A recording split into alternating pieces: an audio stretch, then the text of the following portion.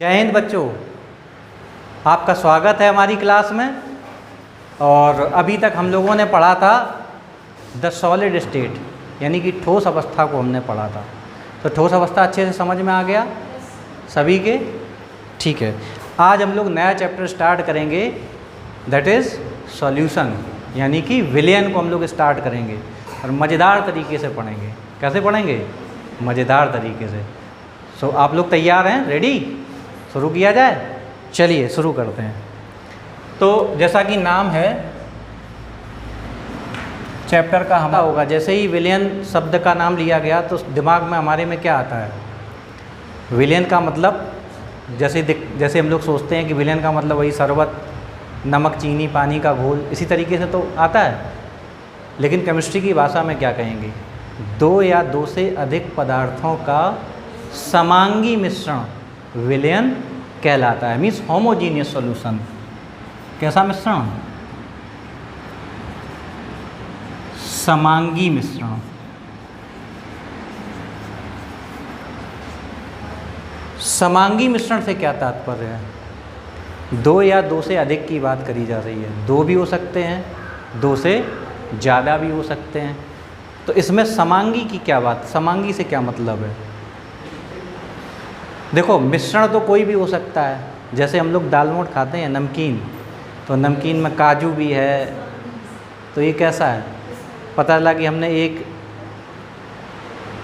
Spoon भर के उसमें से दाल मोठ निकाली, तो ऊपर वाले में तो काजू आ गया और नीचे वाले में काजू आया ही नहीं, तो वो होमोजीनियस नहीं है। बट अगर वो समांग होगा तो सभी जगह सारे अवयवों का जो कंसंट्रेशन होगा, सांद्रता होगी, वो समान होगी। जैसे हम शरबत बनाएं, शरबत यानी कि पानी में हम क्या घोल दें? चीनी या ग्लूकोज घोल दें, और फिर हम एक चम्मच से उससे निकालें और पिएं। तो ऊपर से एक चम्मच पिएं और नीचे से एक चम्मच पिएं, तो क्या होगा? अलग अलग मिठास लगेगी क्या? एक जैसा लगेगा? एकदम से होमोजीनियस, समांग। तो जब पूरे के पूरे विलायक में सभी पदार्थों का डिस्ट्रीब्यूशन जो है बिल्कुल समान तरीके से होता है, तो उसको हम क्या कहते हैं? समांगी विलयन कहते हैं। बात समझ में आ गई? तो समांगी का मतलब क्या हुआ जाके? जब उनका डिस्ट्रीब्यूशन बिल्कुल इक्वली हो।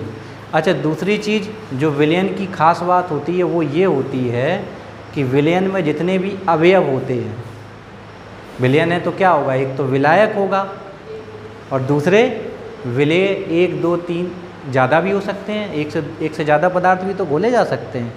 नमक और चीनी एक साथ भी तो घोला जा सकता है, तो एक या एक से अधिक पदार्थ भी घोले जा सकते हैं। ठीक है। तो जो विलयन होगा हमारा, क्या बता रहे थे अभी? समांगी। तो सभी जगह वो कैसे होंगे? बिल्कुल समान होंगे। दूसरी चीज़ विलयन की खासियत ये होती है कि विलयन में जो तुम्हारे अवयव होते हैं, उन अवयवों का जो केमिकल कंट्रीब्यूशन होता है, जो रासायनिक गुण होते हैं, वो बिल्कुल भी बदलते नहीं हैं। वो हमेशा कैसे रहते हैं? समान रहते हैं। ठीक है। अब विलयन कितने प्रकार के होते हैं? देखिए, अब विलयन में क्या होता है? जिस चीज़ की मात्रा ज़्यादा होती है, सामान्यतया विलेय होंगे और विलायक होंगे। तो विलायक किसे कहेंगे? सामान्य तौर पे जिसकी मात्रा, जिस पदार्थ की मात्रा अधिक होती है उसको हम विलेय कहते हैं, विलायक कहते हैं, और जिसकी मात्रा कम होती है उसको हम विलेय कहते हैं।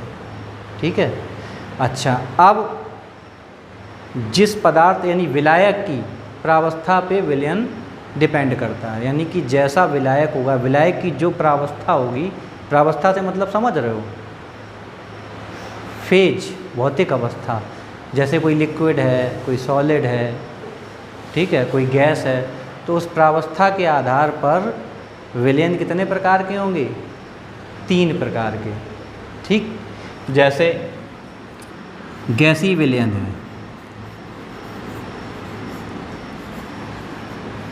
गैसीय विलयन अगर है तो गैसीय विलयन में विलायक कौन होगा? बताओ, विलायक कौन होगा?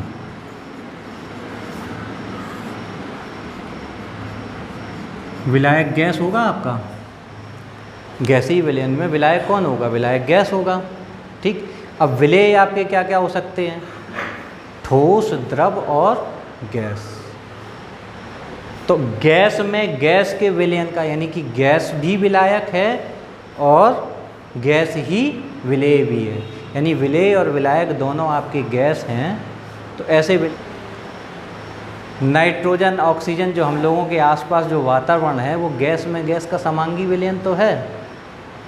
गैस में द्रव का विलयन बताओ।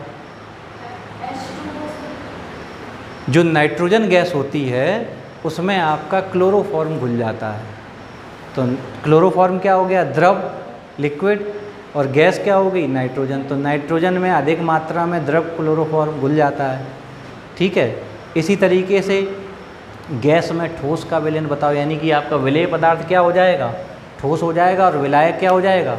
गैस हो जाएगा। ऐसा कोई उदाहरण बताओ। ठोस का गैस में विलयन, जब हम कपूर को जानते हैं ना, तो उसका क्या होता है? सीधा ऊर्ध्वपातन हो जाता है, यानी ठोस से सीधे गैस में घुल जाता है। यानी नाइट्रोजन गैस में कपूर का सॉलिड का विलयन ठोस में गैस का विलयन हो गया। और दूसरा तुम्हारा कौन सा हो गया? ये तो गैसीय विलयन 3 तरीके के हो गए तुम्हारे। ठीक है, एक तो आपका हो गया गैस में गैस का विलयन, गैस टू गैस, और दूसरा तुम्हारा क्या हो गया? ठोस का गैस में, और तीसरा क्या हो गया? द्रव का गैस में विलयन। तो इनके सबके एग्जाम्पल भी पता चल गए। अब दूसरा विलयन कौन सा होगा? द्रव विलयन। इसमें विलायक क्या हो जाएगा? विलायक आपका हो जाएगा, विलायक द्रव हो जाएगा। अब द्रव में द्रव का विलयन, द्रव में गैस का विलयन, और द्रव में ठोस का विलयन। कुछ एग्जाम्पल तो आपको पता होंगे, जैसे द्रव में ठोस का विलयन, चीनी को घोल दो, नमक को घोल दो, किस में घोल दो? पानी में घोल दो, तो द्रव में ठोस का विलयन हो गया है। और द्रव में द्रव का बहुत आसान है, दूध में पानी, वो तो दूध तो तुम्हारा जो है दूसरे टाइप का विलयन हो गया जाके, कोलाइडल सॉल्यूशन। अरे शराब पीते हैं लोग, एल्कोहल, एथिल एल्कोहल होती है शराब, तो उसमें जो है पानी मिला दो तो पैक बना लो, और पैक बन जाएगा तो फिर मज़े आएंगे।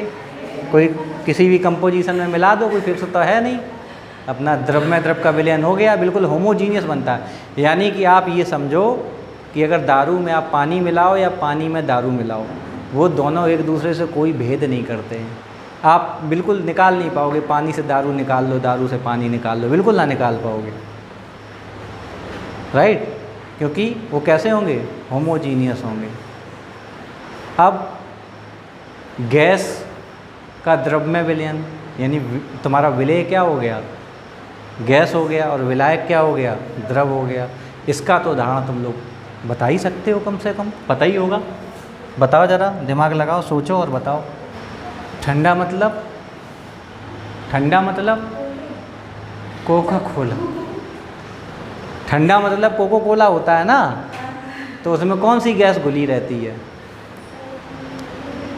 जो कोल्ड ड्रिंक पीते हो तो उसमें कार्बन डाइऑक्साइड गैस घुली रहती है, तो द्रव में गैस का विलयन हो गया। बताओ, नहीं हो गया? द्रव में गैस का विलयन हो गया, तो ये गैसीय विलयन तीनों हो गए। समझ में आ गए? आगे चले?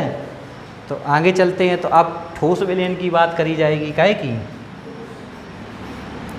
ठोस विलयन। ठोस विलयन में क्या होगा? विलायक आपका क्या होगा? विलायक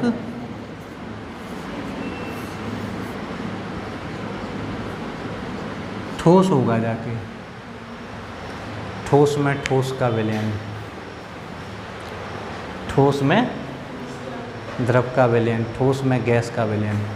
तो ठोस में गैस का विलयन, एक धातु होती है पैलेडियम, पीडी, वो क्या करती है, हाइड्रोजन गैस को एब्जॉर्ब कर लेती है अपने अंदर। तो पैलेडियम का जब हाइड्रोजन के साथ जो विलयन होता है उसको हम ठोस में गैस का विलयन कहते हैं। कई जगह कैटालिस्ट का कार्य करता हुआ आगे आपको मिलेगा। ठीक इसी तरीके से ठोस में द्रव के विलयन की जब बात करी जाएगी तो हम इस्तेमाल करेंगे काहे का, सोडियम अमलगम। ठोस हो गया सोडियम और अमलगम यानी कि आपका हो गया मरकरी पारा। तो ठोस में जो द्रव का विलयन है वो हो गया आपका सोडियम अमलगम।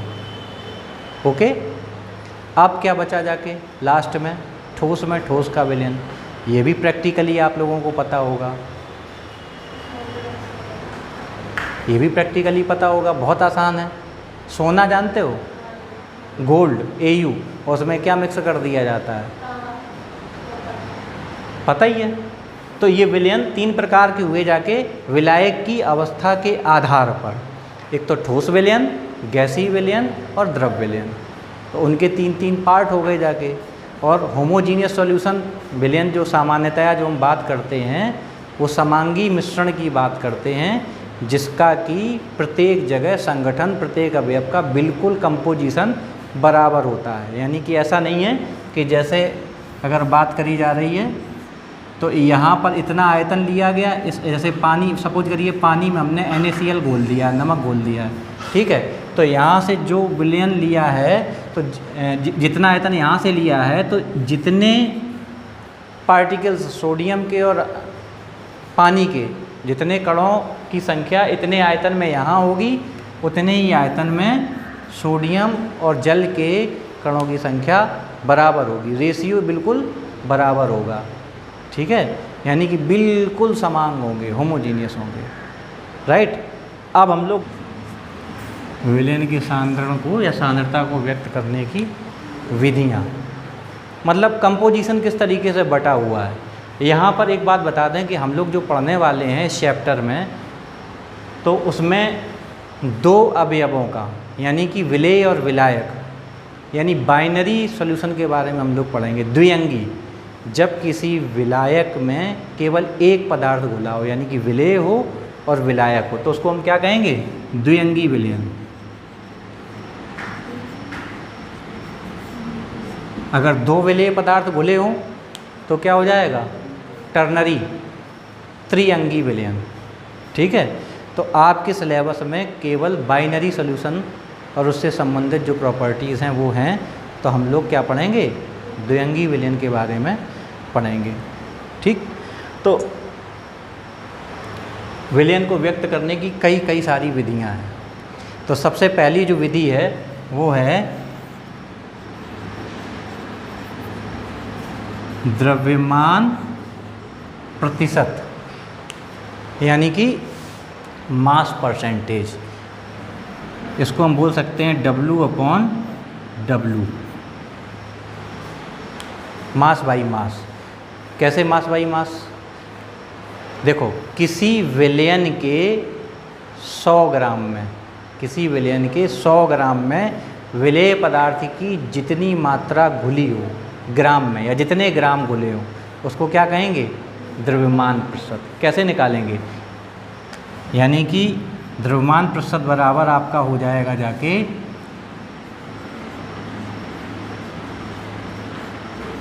विलेय की ग्राम में मात्रा बटे विलयन की ग्राम में मात्रा मल्टीप्लाइड बाई 100। यही तो परसेंटेज निकालने का फार्मूला है। अगर हम विलयन की जगह, विलयन की जो मात्रा है उसको हम कितना लें, 100 ग्राम लें, कितना लें, 100 ग्राम लें, तो ये 100 से 100 कैंसिल हो जाएंगे, तो हमारा क्या बचेगा जाके, विलेय की ग्राम में मात्रा। तो वही तो होगी जाके द्रव्यमान प्रतिशत बराबर 100 ग्राम विलयन में उपस्थित विलेय की ग्राम में मात्रा, हम लोग क्या कहेंगे, द्रव्यमान प्रतिशत कहेंगे, ठीक है। इसमें कोई डाउट। नंबर 2,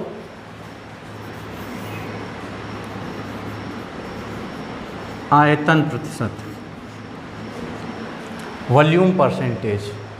यानी कि V अपॉन V। हर्षित आ रहा है समझ? अच्छा, तुम्हारे साथी कहाँ रह गए आज? अच्छा चलो कोई नहीं। तो आयतन प्रतिशत क्या हुआ? आयतन प्रतिशत कैसे निकलेगा? बिल्कुल ऐसे ही है। इसमें ग्राम की जगह क्या हो जाएगा? विलेय का क्या हो जाएगा? आयतन, और डिवाइडेड बाई विलयन का आयतन। ये सब काय में होगा? ml में, और मल्टीप्लाइड बाई 100। तो इसका मतलब क्या हुआ? किसी विलयन के 100 ml में विलेय के जितने ml उपस्थित हों, यानी कि अगर 100 यहाँ पर रख दें, 100 से 100 कैंसिल हो जाएगा, तो विलेय का आयतन बराबर आयतन परसेंटेज के बराबर हो जाएगा। हैं? क्लियर है? किसी विलयन के 100 ml में उपस्थित विलेय की जितने भी आयतन उपस्थित होते हैं, या ml में जो मात्रा होती है वो क्या कहलाती है? आयतन प्रतिशत कहलाती है। राइट? अच्छा, इसके बाद है तीसरा। ये तीनों समझ में आ गई? द्रव्यमान प्रतिशत, आयतन प्रतिशत, और आपका है द्रव्यमान आयतन प्रतिशत। द्रव्यमान आयतन प्रतिशत W अपॉन V। अभी समझ में आ रहा होगा इससे ही, लिखने से ही। विलेय की मात्रा ग्राम में और विलयन का आयतन ml में। ठीक है? तो इसमें हो जाएगा small w upon V into 100। हमने शॉर्ट में लिख दिया। यानी कि अगर हम V का मान क्या, ये भी ml में है और ये ग्राम में, किसी विलयन के 100 ml में विलेय के जितने ग्राम उपस्थित होंगे उसको हम द्रव्यमान आयतन परसेंटेज कहेंगे। तो ये तीनों में कहीं कोई डाउट है? तीसरा और इम्पोर्टेंट, चौथा और इम्पोर्टेंट, सांद्रता, प्योर सांद्रता या शक्ति ग्राम प्रति लीटर। इसको S से रिप्रेजेंट करते हैं, स्मॉल s से, कहीं कहीं कैपिटल S से भी रिप्रेजेंट किया जाता है। तो सांद्रता क्या होती है?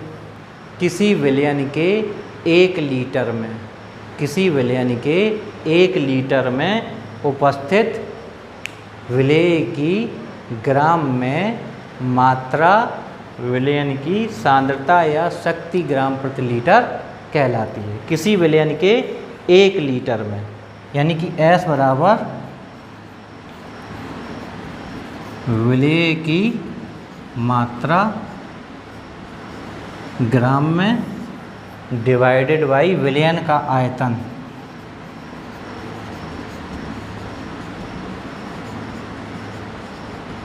काय में? लीटर में। विलेय की मात्रा ग्राम में बटे विलयन का आयतन लीटर में। अगर हम विलेय की मात्रा को स्मॉल w से रिप्रेजेंट करें और विलयन के आयतन को V से रिप्रेजेंट करें, और अगर आयतन हमारा काय में दिया गया है ml में, तो हम ऊपर 1000 का गुणा कर सकते हैं। यानी कि S बराबर हो जाएगा W इंटू 1000, यानी 1000 बटे V। ये काय में हो जाएगा? ml में, और ये काय में हो जाएगा? ग्राम में। ये एक फार्मूला आपका निकला आगे। अब एक चीज़ समझने वाली है, विलयन की मात्रा, एक चीज़ बड़ा कन्फ्यूजन रहती है, ज़रा इसको क्लियर कर दे रहे हैं। जैसे सपोज करिए, जैसे हम द्रव्यमान प्रतिशत को निकाल रहे हैं, तो हम क्या करेंगे? इसमें 100 ग्राम क्या है? विलयन। ठीक? 100 ग्राम विलयन का मतलब क्या हुआ जाके? विलेय की मात्रा और प्लस विलायक की मात्रा, ये दोनों का वजन 100 ग्राम है। बात समझ में आ रही? अगर इसमें कहा गया कि 20 ग्राम विलेय है, स्मॉल w बराबर कितना है 20 ग्राम, और पूछा जाए इसमें विलायक की मात्रा ज्ञात करिए, तो कितना निकलेगा जाके 80 ग्राम आपका विलायक है और 20 ग्राम विलयन है। अब इसकी बात करी जाए आयतन, तो आयतन अगर 100 ml है, विलयन का आयतन 100 ml है, तो इसमें small v plus capital V, यानी कि विलेय का आयतन भी है और कैपिटल का आयतन भी है। यानी कि अगर हमने इसमें विलयन बताया आयतन के हिसाब से, जैसे हमने पैक बनाया है 20 रेशियो का, 20-80 का, तो उसमें 20 ml क्या है दारू है और 80 ml पानी है, तो एक पैक बन गया। हम बनाते हैं, तुम ये ना सोचो ना बनाते रहते पीते रहते तभी बोल रहे, ऐसा नहीं है भाई, हम दूर दूर तक हमारा कोई रास्ता वास्ता नहीं है उससे। तो ये चीज़ समझाने के लिए, समझ में आई कि नहीं आई कि आपका ये जो वॉल्यूम है इसमें कन्फ्यूजन रहता है, इसमें काफ़ी कन्फ्यूजन रहता है। तो ये क्लियर कट समझ में आना चाहिए कि ये जो विलयन का आयतन है ये टोटल दोनों के आयतन की बात करी जा रही है। अब द्रव्यमान आयतन प्रतिशत ये तो समझ में आ ही जाएगा, ठीक है। अब हम लोग बात करते हैं सांद्रता या शक्ति ग्राम प्रति लीटर की। जैसे कहा जाए 20 ग्राम प्रति लीटर सांद्रता का विलयन बनाइए, तो कैसे बनाओगे? जैसे शक्कर का 20 ग्राम प्रति लीटर सांद्रता का विलयन आपने बनाना है, तो क्या करोगे, कैसे बनाओगे? मान लो हमने 20 ग्राम शक्कर दे दी और पानी दे दिया, तो अब कैसे आप 20 ग्राम प्रति लीटर सांद्रता का विलयन बनाओगे? क्या करोगे बताओ? ये हमने आपको दे दिया एक डब्बा, यानी कि जग, दिख रहा है, दिख रहा है ना। अब ये है जग आपको दे दिया गया, तो हम इसमें आपको चीनी भी दे दी, कितनी 20 ग्राम, और आपको पानी भी दे दिया। अब 20 ग्राम प्रति लीटर सांद्रता का हमें शरबत बनाना है, कैसे बनाएंगे? देखो विलयन कितना बनाना है, 1 लीटर। 20 ग्राम प्रति लीटर बनाना है तो 1 लीटर बनाना है। अब अगर हमने मान लीजिए ये 1 लीटर का अपना फ्लास्क है, 1 लीटर का फ्लास्क है, और इसमें क्या करा हमने 1 लीटर पानी भर दिया, तभी तो 1 लीटर आएगा। 1 लीटर पानी, 1 लीटर पानी भर दिया। अब इसमें क्या किया हमने 20 ग्राम चीनी डाल दी, तो ये विलयन कितना रहेगा? 1 लीटर रहेगा, 1 लीटर से कम रहेगा या 1 लीटर से ज़्यादा रहेगा? 1 लीटर ही रहेगा। अच्छा, जो शक्कर मिलाई है 20 ग्राम, उसका आयतन कहाँ चला जाएगा? उसका आयतन नहीं होगा क्या? 20 ग्राम चीनी का भी तो कुछ आयतन होगा। अगर आप 1 लीटर पानी में 20 ग्राम चीनी मिला दोगे तो क्या होगा? नहीं बनेगा, वो ज़्यादा का बनेगा जाके, क्योंकि 1 लीटर आयतन तो पानी का है और 20 ग्राम जो चीनी मिलाई तो आयतन बढ़ नहीं जाएगा। तो जब एक इस तरीके का विलयन बनाना, ये बड़ा टेक्निकल चीज़ है। इसमें क्या करेंगे, हम पानी नहीं डालेंगे, पहले हम क्या करेंगे, चीनी डाल देंगे। 20 ग्राम चीनी डाल दो पहले, फिर 1 लीटर के निशान तक पानी भरो। बताओ 1 लीटर से कम पानी जाएगा कि ज़्यादा जाएगा? 1 लीटर से कम पानी जाएगा, तभी तो 1 लीटर प्रति लीटर 20 ग्राम का सांद्रता का बनेगा जाके विलयन। बात समझ में आई कि नहीं आई? तो हमने आपको ये बताया द्रव्यमान प्रतिशत, आयतन प्रतिशत, द्रव्यमान आयतन प्रतिशत, और इसमें क्या होगा, ठीक इसी तरीके से ये भी यही सिस्टम है। जैसे आप द्रव्यमान आयतन प्रतिशत की बात कर रहे हो, तो 100 ml में है, तो 100 ml विलयन बनाने के लिए पहले 20 ग्राम डाल दो, फिर 100 ml के निशान तक पानी आप भरोगे, तब वो 100 ml सॉल्यूशन तैयार। सॉल्यूशन का मतलब है दोनों के आयतन उसमें इन्वॉल्व हैं, टोटल वॉल्यूम में दोनों के वॉल्यूम आपके इन्वॉल्व हैं, तब वो उस टाइप का विलयन बन पा रहा है। बात समझ में आ गई? ppm में सांद्रता, ppm में सांद्रता क्या होती है? किसी अवयव के 10 लाख भागों में जितने भाग विलेय के उपस्थित होते हैं उसे हम कहते हैं ppm में सांद्रता, पार्ट्स पर मिलियन। ppm में सांद्रता बराबर हो जाएगी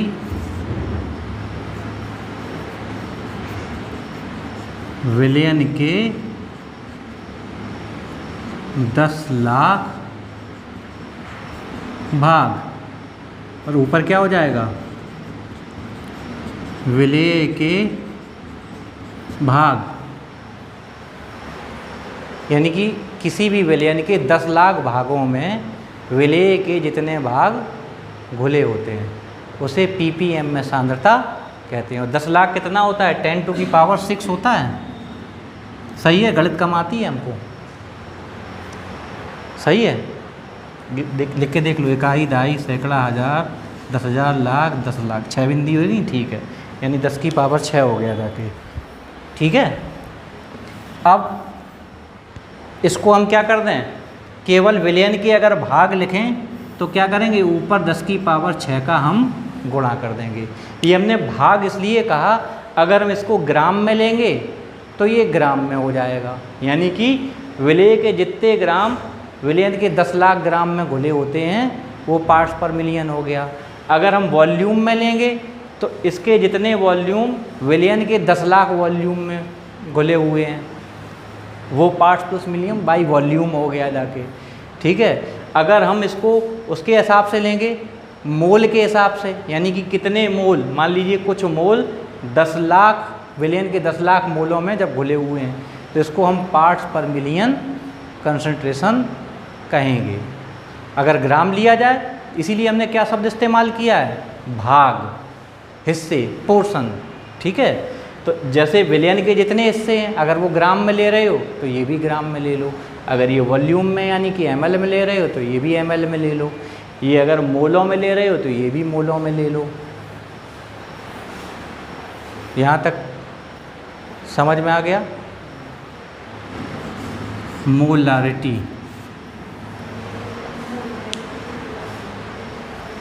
मोलारिटी कैपिटल M से इसको प्रदर्शित करते हैं। मोलरता क्या होती है, परिभाषा रटवा दें कि समझा दें, रटवा दें, पहले रट लो फिर समझ लेते हैं। किसी विलयन के 1 लीटर में उपस्थित विलय के मोलों या ग्राम अणुओं की संख्या विलयन की मोलरता कहलाती है। किसी विलयन के 1 लीटर में उपस्थित या घुली हुई विलय के ग्राम अणुओं या मोलों की संख्या विलयन की मोलरता कहलाती है।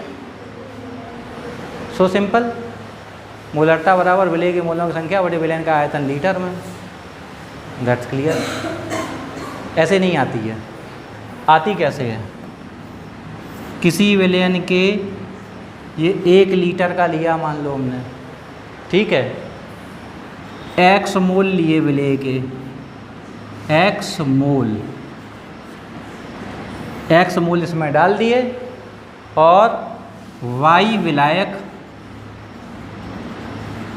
x मोल y विलायक 1 लीटर के निशान तक हमने बाद में भर दिया, तो मोल पर लीटर हो गया, मोल पर लीटर हो गया, यानी कि किसी विलय के जितने मोल 1 लीटर विलयन में उपस्थित होते हैं या घुले होते हैं उसको हम क्या कहते हैं, मोलरता कहते हैं। इसका मात्रक होता है मोल प्रति लीटर। अब मोल क्या होता है, मोल, इसको मोलर सांद्रण भी बोलते हैं।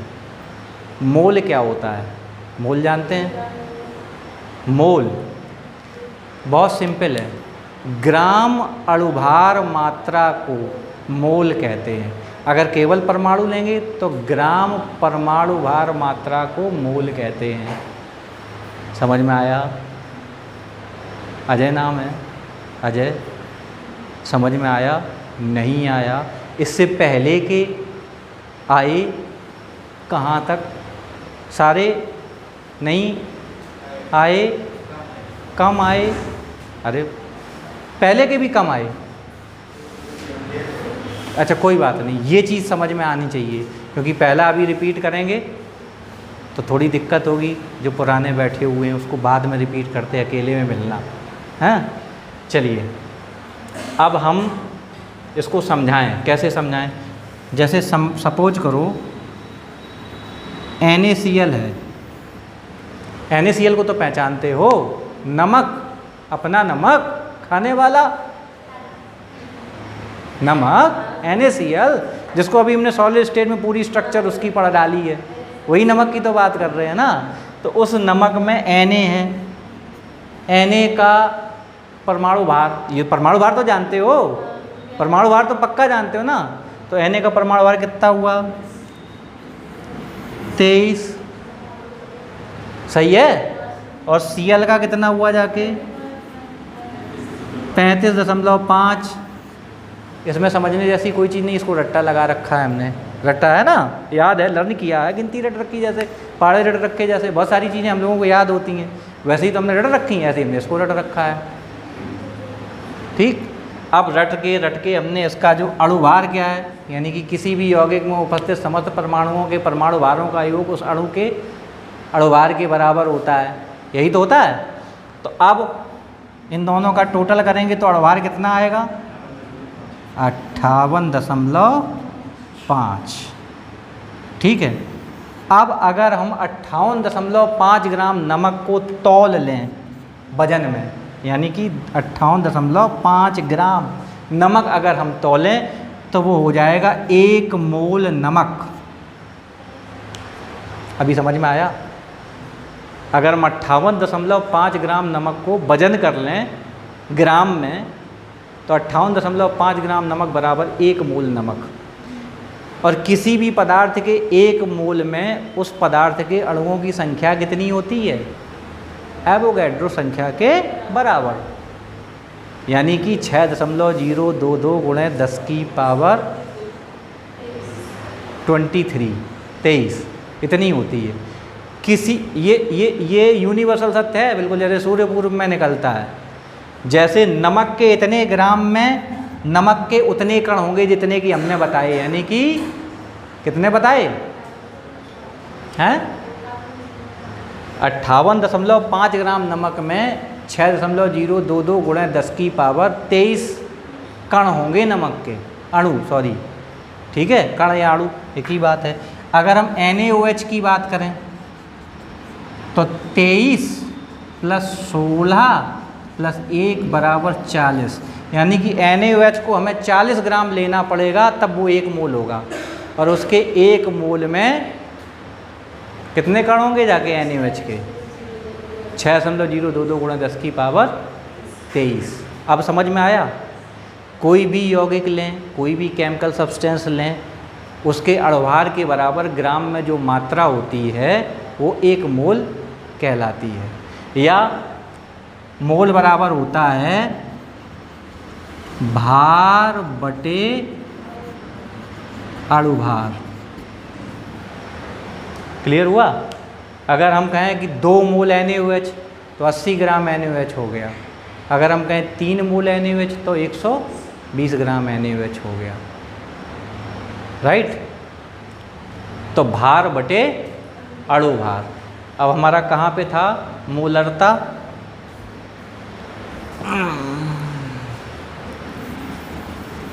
अणुभार तो समझ में आ गया। मोलरता, मोलरता कैपिटल M बराबर विलेय के मोलों की संख्या। मोलों को ग्राम अणु भी बोलते हैं, मोलों को ग्राम अणु भी बोलते हैं। ऐसा ना हो कि हम मोल बता रहे हैं, आप ग्राम अणु कहीं पे लिखा आ जाए तो आप समझ ना पाओ। ग्राम अणु या मोल एक ही बात होती है। तो विलेय के मोलों की संख्या बटे में क्या हो जाएगा? विलयन का आयतन काय में? लीटर में। 1 लीटर में उपस्थित विलेय के, अब इसको अगर 1 लीटर लो तो जितने मोल विलयन में उपस्थित होंगे वो उसकी मोलरता या मोलर सांद्रता कहलाएगी। अब यहाँ पे देखें, मोल बराबर क्या होता है? भार बटे अणुभार। तो अगर हम भार को स्मॉल w से रिप्रेजेंट करें और अणुभार को अगर हम m' से रिप्रेजेंट करें, अगर भार को हम स्मॉल w से रिप्रेजेंट करें ग्राम में भार, और अणुभार को m' से रिप्रेजेंट करें स्मॉल m' से, तो क्या फार्मूला बनेगा जाके?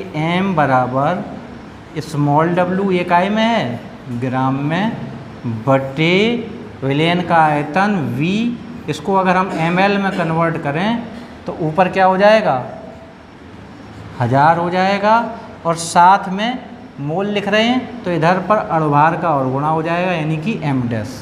यानी कि अगर हम इसको सही से लिखें तो m डैश गुणे v ml में, यानी कि आपका ये फार्मूला हो गया m बराबर w इंटू 1000 बटे m डैश इंटू v। ये चीज़ समझ में आ गई? इसमें कोई दिक्कत हो तो बताओ फटाफट। बताओ, मोल समझ में आए? भार बटे अणुभार होता है मोल। अगर मोल की परिभाषा पूछी जाए तो ग्राम अणुभार मात्रा को मोल कहते हैं। अणुभार की जो ग्राम में मात्रा हो उसी को मोल कहते हैं। शब्दों को समझना है, अगर शब्द समझ में आ गए तो सारी चीज़ें क्लियर हो जाएंगी। जितने भी अणुभार है उसको ग्राम में तौल लो, वो उसके 1 मोल हो गए। अगर डबल हो जाएगा तो 2 मोल हो गए, 3 गुना कर दो 3 मोल, 3.5 गुना कर दोगे तो 3.5 मोल हो जाएंगे, राइट। अब इसका और सांद्रता में एक संबंध है।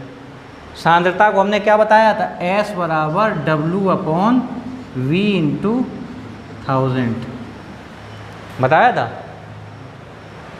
सांद्रता बराबर क्या होती है, 1 लीटर विलयन में उपस्थित विलेय की ग्राम में मात्रा। अभी पिछले ही फार्मूला में बताया था। इस फार्मूले को अगर हम यहाँ पे रख दें S की वैल्यू, तो अगर देखें तो ये चीज़ काय के बराबर है, S के बराबर है, यानी कि मोलरता बराबर S/m डैश, यानी कि सांद्रता बराबर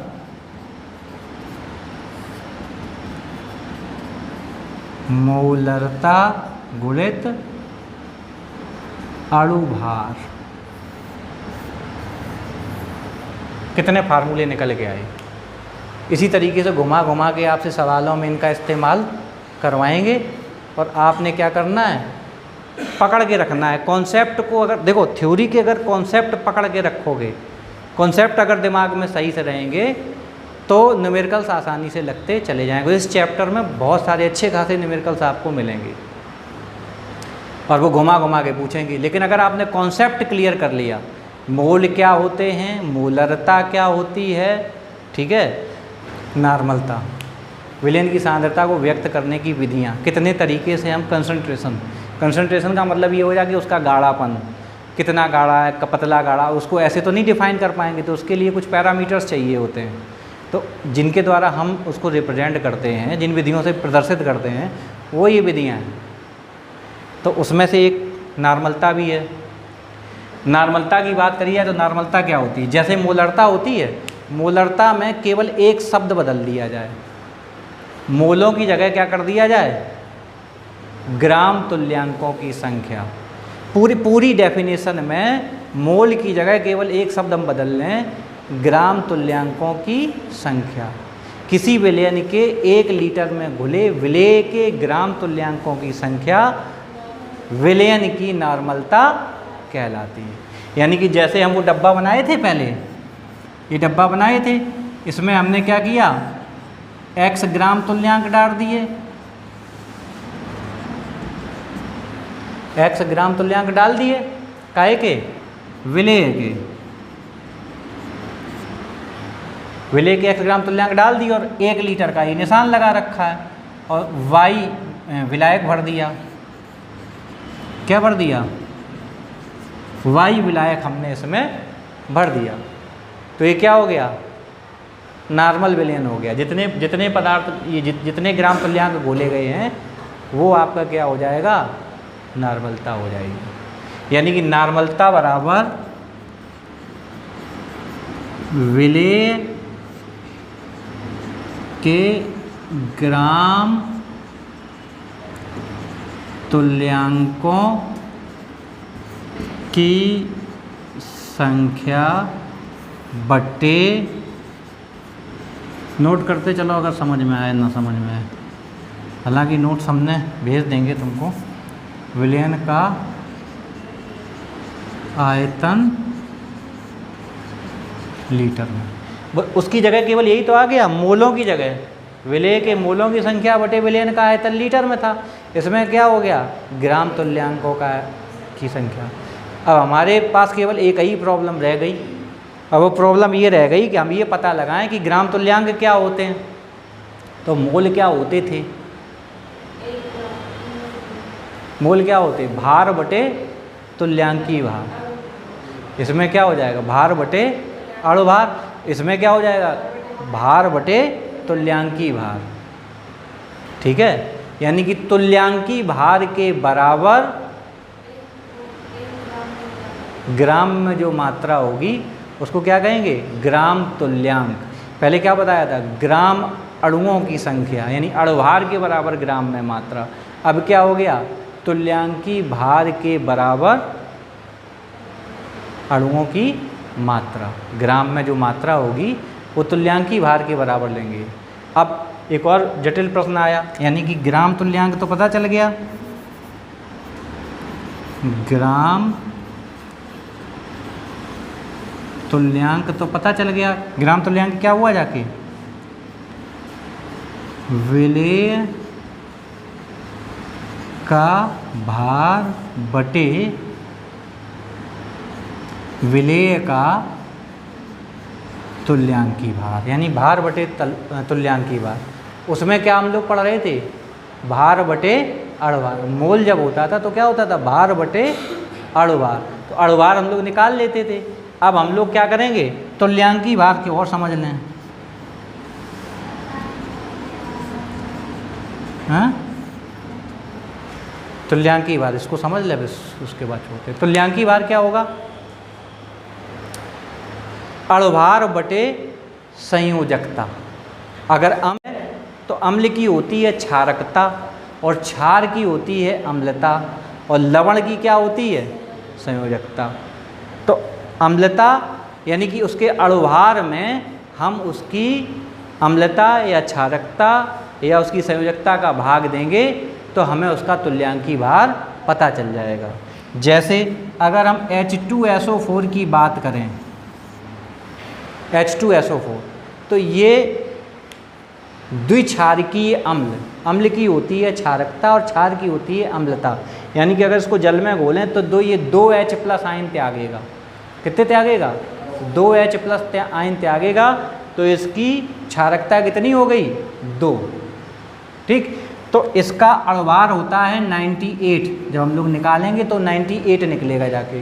तो इसका तुल्यांकी भार E बराबर क्या हो जाएगा, इसमें हम 2 का भाग लगा देंगे तो इसका तुल्यांकी भार निकल आएगा आपका 49। समझ में आई बात। जैसे NaOH, NaOH एक बेस है, तो NaOH में कितने OH- आयन निकलते हैं, 1। तो इसकी अम्लता यानी क्षार की क्या हो गई, अम्लता। तो इसमें 1 OH- आयन निकलता है, तो इसकी यानी कि इसकी अम्लता कितनी हो गई जाके, 1 हो गई जाके। तो इसकी अम्लता 1 हो गई तो इसका तुल्यांकी भार और अणुभार बराबर होगा, क्योंकि m/1 होगा, यानी 40/1, यानी कि इसकी मोलरता और नॉर्मलता भी बराबर हो जाएगी। जिन यौगिकों की अम्लता या क्षारकता यानी कि अणुभार और तुल्यांकी भार बराबर होते हैं, अम्लता और क्षारकता अगर 1 होती है तो नॉर्मलता और मोलरता समान हो जाएगी। बात समझ में आई कि नहीं आई, तुल्यांकी भार समझ में आ गया। जो जिस किसी भी चीज़ का हमें तुल्यांकी भार निकालना हो उसका अणुभार निकालें हम। अणुभार परमाणुओं भार के योग के बराबर होता है, जितने भी परमाणु उसमें होते हैं उनके योग के बराबर होता है, और उसमें हम भाग लगा दें उसकी अम्लता, नॉर्मलता, अम्लता, क्षारकता, या जैसे NaCl का निकालेंगे तो NaCl में 1 का भाग लगेगा, Na2CO3 2 का भाग लगेगा जाके। ठीक है, बात समझ में आ रही है। तो अब तुल्यांकी भार निकालना आ गया। अब भार बटे यानी भार को हम स्मॉल w से प्रदर्शित कर रहे हैं और तुल्यांकी भार को हम काय से प्रदर्शित कर रहे हैं, कैपिटल E से। तो ये सारे मान अगर हम इसमें रख दें, किसमें, नॉर्मलता वाली में, तो n नॉर्मलता बराबर विलेय के ग्राम तुल्यांकों की संख्या W/E हो गया, तो small w upon capital E। और विलयन का आयतन लीटर में अगर हम इसको ml में रखें तो क्या हो जाएगा, ऊपर 1000 का गुणा। बोलो यहाँ तक समझ में आया,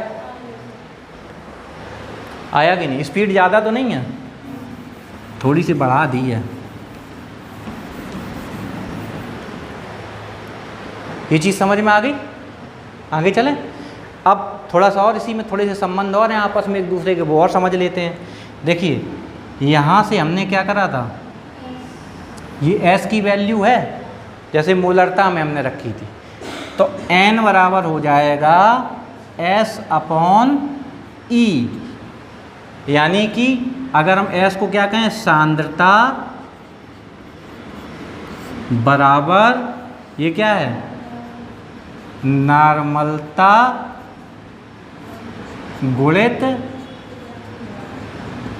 तुल्यांकी भार, S बराबर NE, ये सूत्र होता है, S बराबर N × E। ठीक, एक और संबंध हम थोड़ा सा बताए दे रहे हैं, जरा सा है, थोड़ी सी देर और वेट कर लो, उसको नोट भी कर लो कॉपी में, उसको नोट भी कर लो, क्योंकि अगर नोट नहीं करोगे वो नोट्स में हमने नहीं लिखा है।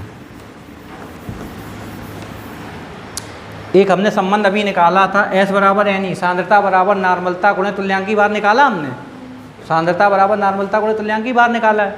इसी प्रकार से सांद्रता बराबर क्या निकाला था, मोलरता गुणित अणु भार, M × M', ये निकाला था कि नहीं निकाला था, बोलो।